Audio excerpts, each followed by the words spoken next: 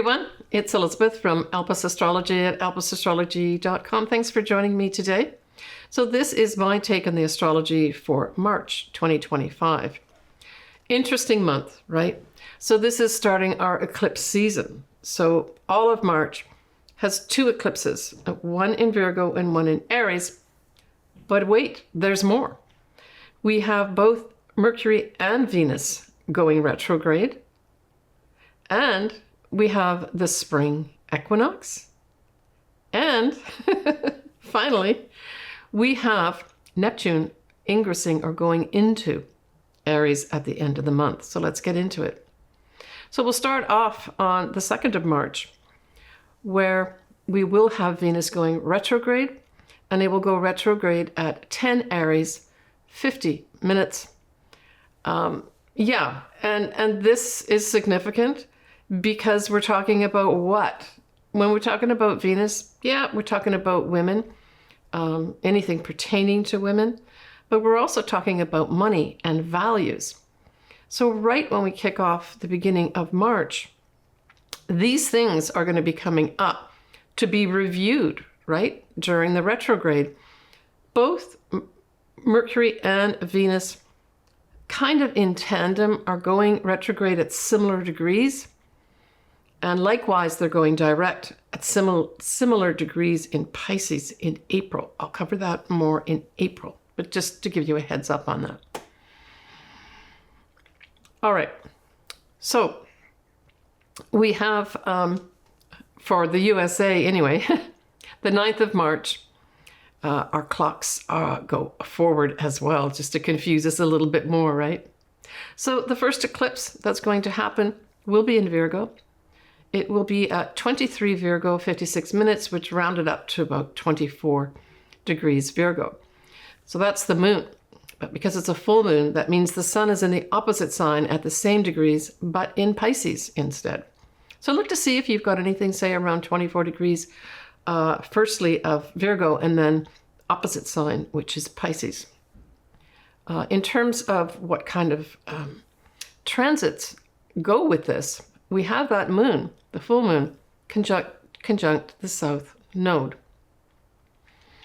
And this is in Virgo. And if we think about, well, what's Virgo all about? Virgo can be about our health.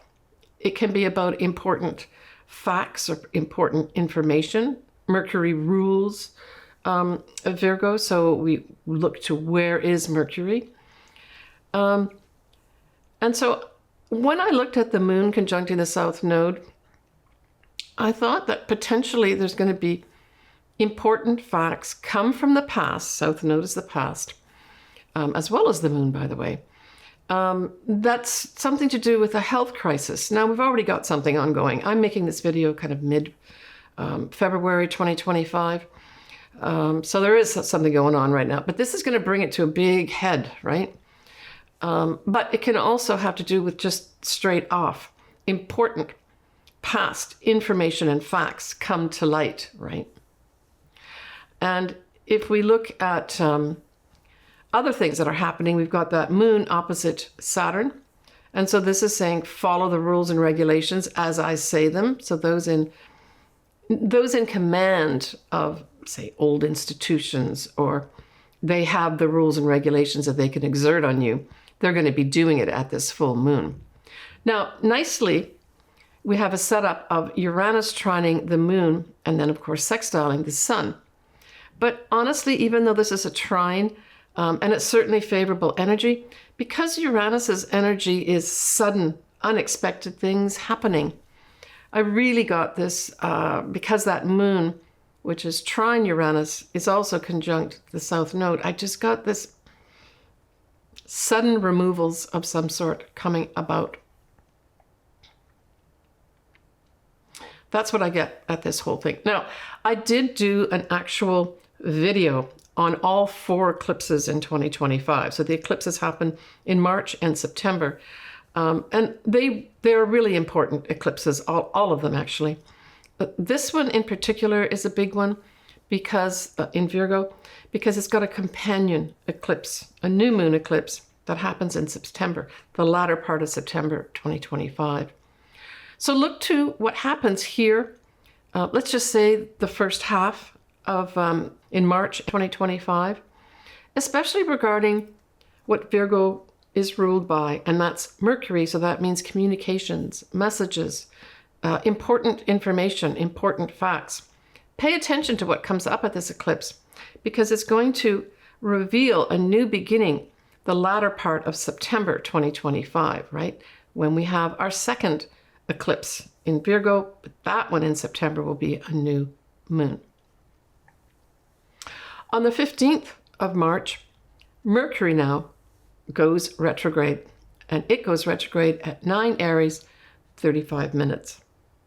So, as of the 15th of March, I'm just remembering Julius Caesar and things like that, and, beware the Ides of March type thing. We both have Venus and now Mercury going retrograde mid-month. So we know that retrogrades can slow things down. It can ask us to reflect. It can scramble communications sometimes. So I would say all the above is going to apply to things, not only Mercury related, which are communications, certainly any kind of contract, that sort of thing, you got to look at very carefully. It's always recommended that if you can, don't sign a contract during a Mercury retrograde. Sometimes you just can't, right? You got to still live your life. But I would say if you were organizing and negotiating this contract, say, way prior to the Mercury retrograde, but now you're going to sign it on the Mercury retrograde, I would say that that's probably okay. I personally would still try to avoid it if I can. But because everything happened prior to Mercury going retrograde, if that's the case with you, it's probably going to be okay. The next thing we have happening on the 20th of March at 2:02 a.m. Pacific Daylight Time is going to be the spring equinox. And basically that is the sun going to 0 degrees of Aries, 0 minutes. And this is also the celebration of the astrological new year as well. What we have is the moon at 6 degrees of Sagittarius, 21 minutes. I love that moon. It's optimistic, it's positive, and it's happy. So there may be a lot of optimism around the spring equinox. A lot of emotional happiness for some people, especially if you've got, say, something in Sagittarius that's around, let's say, 5, 6, or 7 degrees of Sagittarius. There could be some nice things coming for you for the next 3 months from the 20th of March. So we also have the Neptune and North Node conjunct in Pisces. And because we've got the sun at 0 degrees of Aries, it also is conjunct. So I see this as potentially very inspirational, that we may feel inspired with regards to our collective destiny. The destiny part is the North Nodes. The Neptune is our inspiration.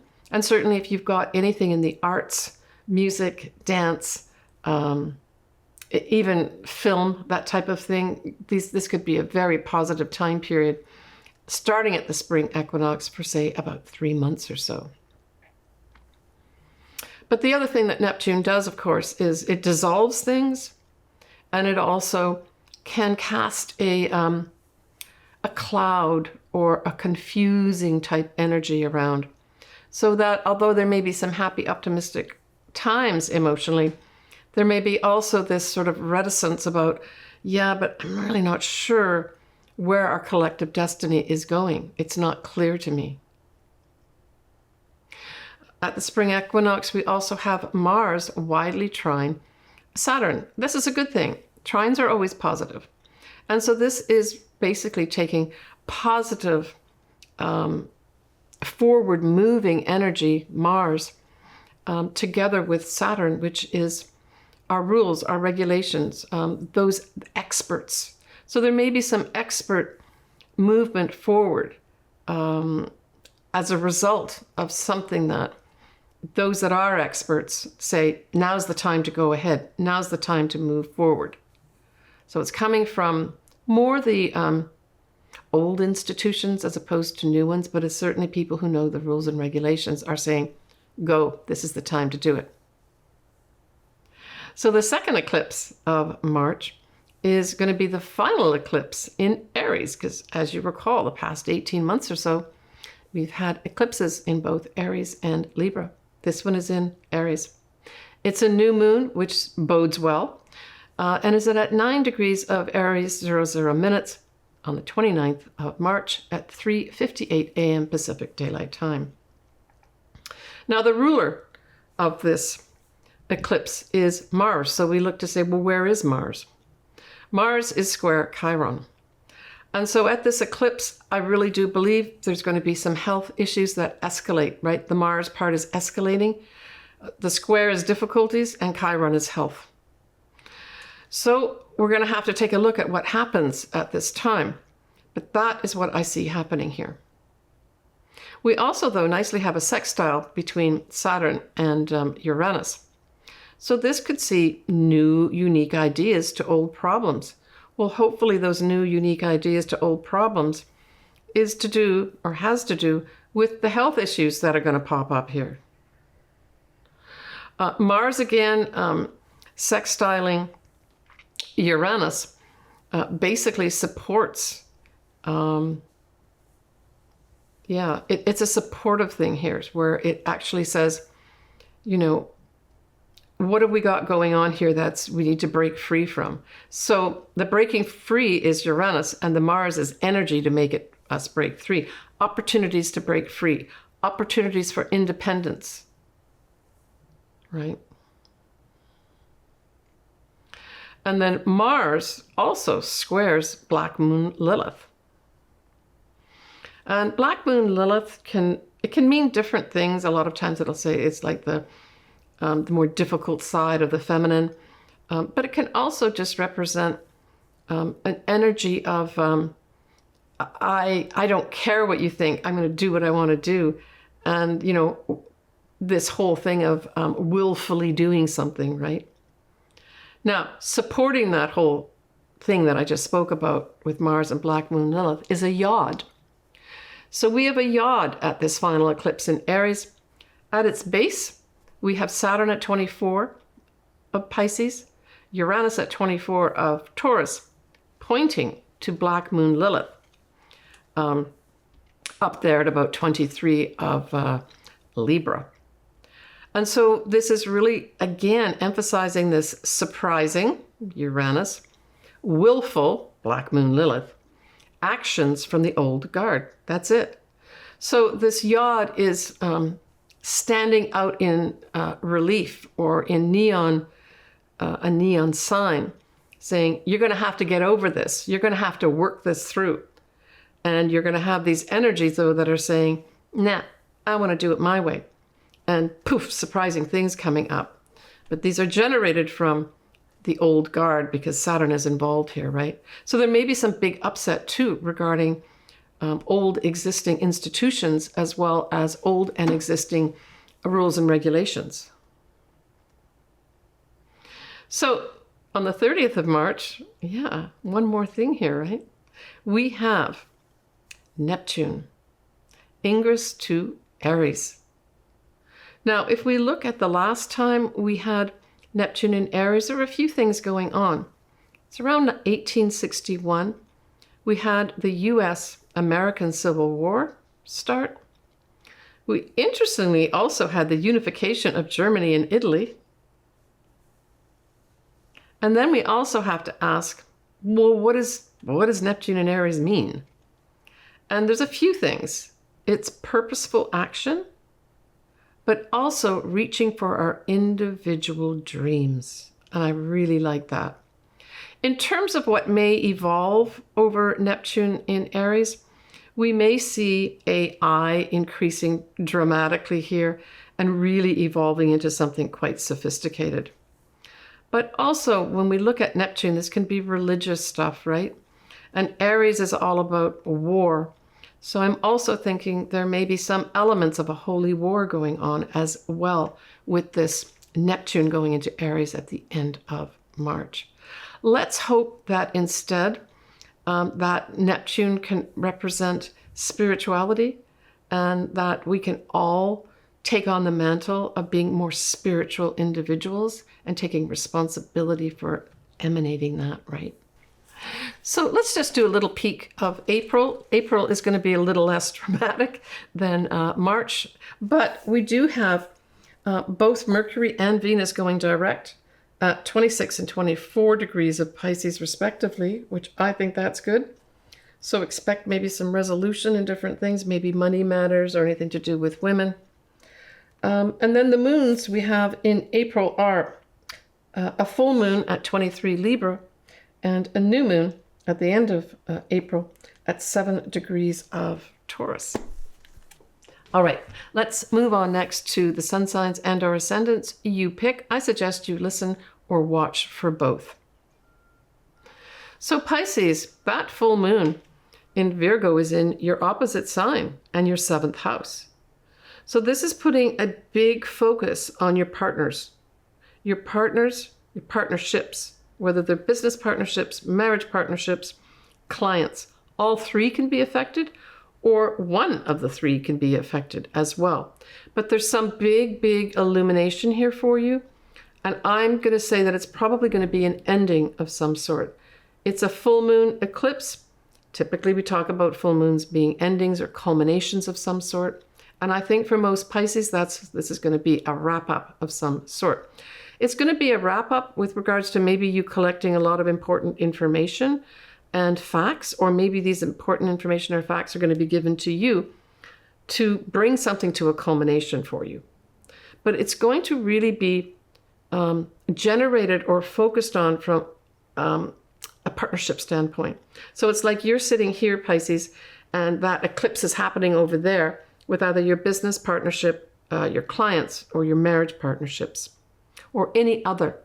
Any other represents somebody who usually signs a contract. So that involves a lot of other people. So it means that there's going to be some wrap up and culmination with regards to dealing with other people at, the first half of March.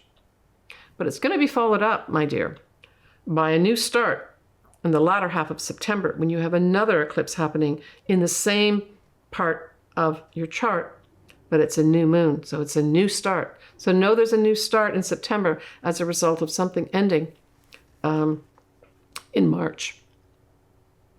When we look at that new moon eclipse in Aries, well, that's in your 2nd house. So this is, hey, new opportunities to earn money, getting a new job. There's new value of yourself. Maybe there's new value of you being a leader. I mean, that's very Aries-like. A leader, a person who likes to forge new paths, pioneer new things, or new ways of doing things. I think for most Pisces, that's going to be a new opportunity to make money and be valued, right? That's the other thing about that 2nd house is values. I mean, on a more superficial level, it could be a time, Pisces, where you actually decide to purchase some, maybe even some like last minute without thinking too much possessions. Aries can be very impulsive, so there may be some impulsivity around buying some possessions that you want, or even around that income that you may have coming in from a new job that comes your way, right? Now, Pisces, you are going to have both Saturn and Neptune still in your sign 2025, on and off, as both these planets dip into Aries and then dip back into Pisces. But certainly by next year-ish, both those planets are going to be out of your sign and into Aries. So, if there's been any confusion around, or even sort of difficulties expressing, who you are or leading something, those are all going to be in the past, certainly by next year, 2026. You've got the North Node in your sign, Pisces. And so this is pulsating destiny. That's the word. Destiny is in front of you. That North Node likes to say, hey, we want to help you on your destiny path. And that's basically what that North Node in your sign wants to do. I did do a video on this. If you've seen it already, don't worry about it, but I put the link below here if you do want to look at North Nodes in Pisces, especially if you are a Pisces and have your North Nodes there too. Now, the other thing that's going to be happening for you is regarding the Mercury and Venus going direct in April. I will talk about this as well in my April video, but I just wanted to give you a heads up, Pisces, that both Mercury and Venus will go direct in April at 26 and 24 degrees of Pisces, respectively. So if you by chance have something around those degrees, then I would say Mercury and Venus retrograde is going to be important for you. And maybe that's part of this income may be coming in for you, this new job.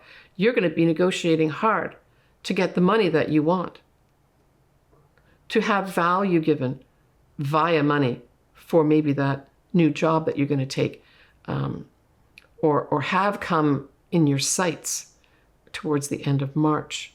But look to April for things to be sorted out in that area, if that is something that is going on for you and you have the degree points. If you don't have these degree points, either the eclipses or what I just mentioned, the Mercury and Venus going direct in Pisces, a lot of these things go by in either a very mild way or they just don't affect you at all. Yeah. All right, Pisces, I wish you the best. And congratulations if you are going to be getting that new source of income through a new job. Take care, Pisces. All right, everybody. That just about wraps up what I have to say about March. Wow, just a packed month. I'm just going to remind you again that I did do a whole video on all 4 eclipses in March and September and all many details about what I think of them. The video is below. I will still cover, at least to some extent, in my monthly videos, the eclipses as well. So you don't have to go there. I will still cover it in my monthlies. But if you want a lot more details, I'd go to the actual video on it. I wish everybody the best of luck in March. It's going to be lots of twists and turns is all I got to say. And if you do want your chart done, you know, I love doing it. All my services are below. I think most people can afford something in there. I'd be delighted to hear from you. If you've got any comments, especially if you've got comments to say, oh yeah, last time I had this, or say you comment as you have one of these eclipses in March and you say, oh wow, I just want to let you know what happened to me. I think all my viewers and my actual listeners like to hear and read that type of thing as well. So I encourage you to comment. All right, everybody, sending you lots of love. Take care of yourself, and bye for now.